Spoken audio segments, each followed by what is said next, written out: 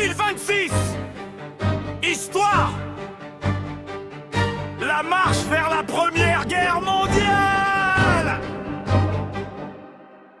Au début du XXe siècle, l'Europe devient dangereuse.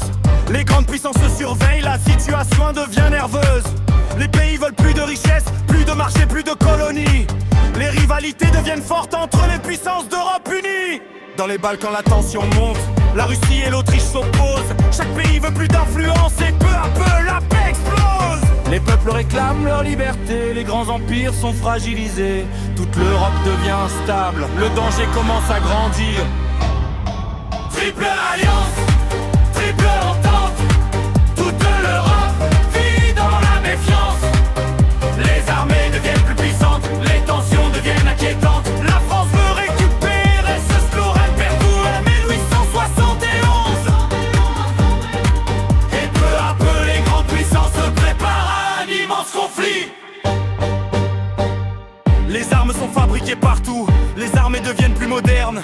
L'Allemagne construit sa flotte, le Royaume-Uni reste sur ses gardes. En France, le service militaire passe à 3 ans en 1913. Toute l'Europe renforce ses forces et la paix devient plus fragile.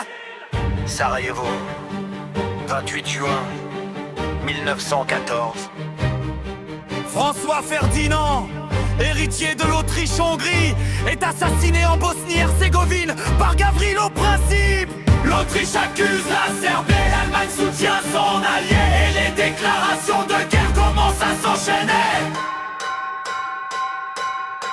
Triple alliance, triple entente, toute l'Europe vit dans la méfiance. Les armées deviennent plus puissantes, les tensions deviennent inquiétantes. La Russie soutient la Serbie, l'Allemagne attaque ses ennemis. Et en quelques jours seulement, toute l'Europe entre dans la guerre.